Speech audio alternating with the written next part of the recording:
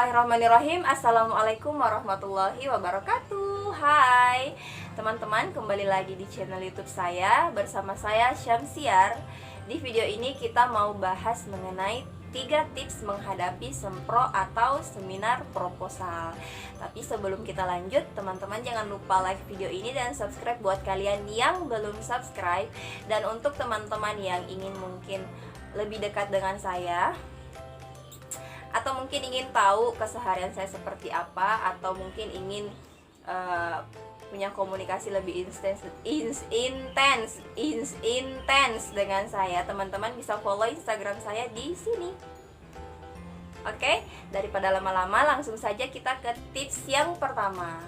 Jadi tips yang pertama adalah kuasai materi proposal dengan baik.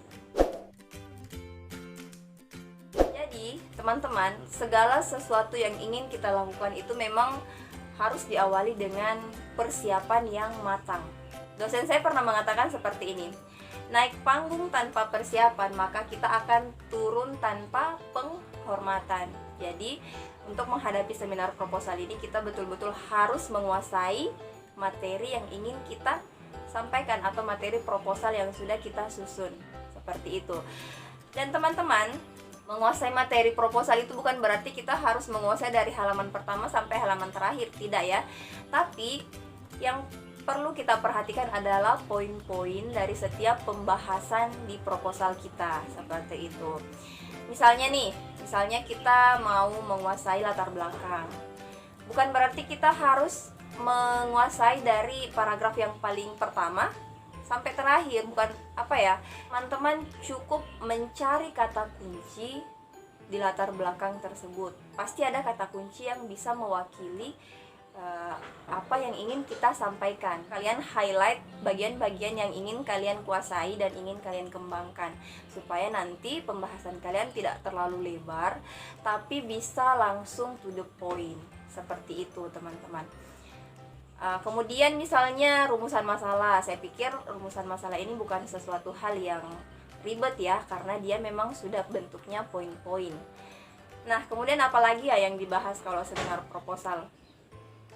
Biasanya kita bahas juga soal metodologi penelitiannya. Kalian cukup tahu penelitian kalian ini sifatnya apa, kualitatif atau kuantitatif, seperti itu.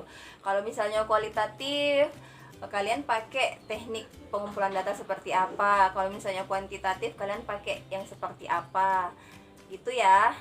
Jadi nggak ribet, nggak harus kalian hatam dari halaman pertama sampai halaman terakhir. Cukup kalian highlight bagian-bagian yang menurut kalian penting untuk disampaikan, seperti itu ya teman-teman. Tips yang kedua adalah buat slide yang menarik. Terkadang banyak teman-teman mahasiswa yang mungkin kurang perhatian terhadap slide presentasi mereka. Mereka cenderung fokus ke bagaimana mereka bisa menguasai materi proposal. Padahal kalau kita pikir, yang namanya kita presentasi, pasti kita butuh media penyampai. Kita butuh media yang bisa mentransfer apa yang ingin kita sampaikan ke audiens tanpa harus kita sampaikan secara detail yang saya bilang tadi, dari halaman pertama sampai halaman terakhir. Bagian-bagian yang sudah teman-teman tadi highlight atau tandai, itulah yang teman-teman jadikan slide PowerPoint. Jadi nanti slide-nya itu tidak terlalu monoton atau tidak terlalu panjang. Dan intinya yang namanya slide PowerPoint adalah kita menampilkan poin-poinnya saja. Hal itu bisa meminimalisir pertanyaan dosen ya sebenarnya. Kenapa? Karena kita betul-betul hanya menyampaikan apa yang kita pahami, seperti itu. Jadi jangan sampai kita bikin bumerang sendiri teman-teman. Jangan sampai kita mencantumkan hal-hal yang kita sendiri tidak paham apa maksudnya, seperti itu. Dan justru hal itulah yang akan mengundang serangan pertanyaan untuk kita. Paham ya? Nah, kemudian tips yang ketiga adalah percaya diri. Logikanya seperti ini. memang kita sudah lakukan persiapan di awal, mungkin kita sudah kuasai materinya, kemudian media untuk menyampaikannya juga sudah siap, dalam hal ini adalah slide presentasi. Tapi ketika kita sendiri tidak punya kepercayaan diri, kita tidak punya kepercayaan diri untuk menyampaikan atau untuk mengutarakan apa yang ingin kita sampaikan. Paham gak sih? Intinya self confidence itu perlu kita bangun juga, supaya apa yang tadinya sudah kita persiapkan matang-matang bisa kita sampaikan dengan baik. Seperti itu. Caranya bagaimana?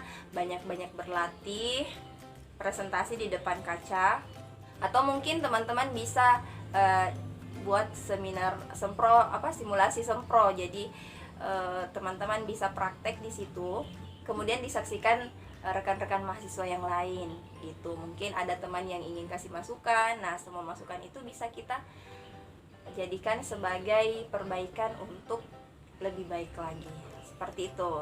Oke, baik teman-teman, jadi itulah tadi 3 tips yang sempat kita bahas mengenai bagaimana cara menghadapi seminar proposal, atau 3 tips menghadapi seminar proposal. Semoga apa yang saya sampaikan ini bisa bermanfaat untuk teman-teman, dan untuk teman-teman yang mungkin punya tips lain bagaimana cara menghadapi sempro biar hasilnya bagus, hasilnya memuaskan, teman-teman bisa tulis di kolom komentar. Oke? Jangan lupa like video ini dan subscribe buat kalian yang belum subscribe, dan share video ini sebanyak-banyaknya kalau kalian merasa video ini bermanfaat. Oke teman-teman, segitu dulu videonya. Bye bye. Assalamualaikum warahmatullahi wabarakatuh.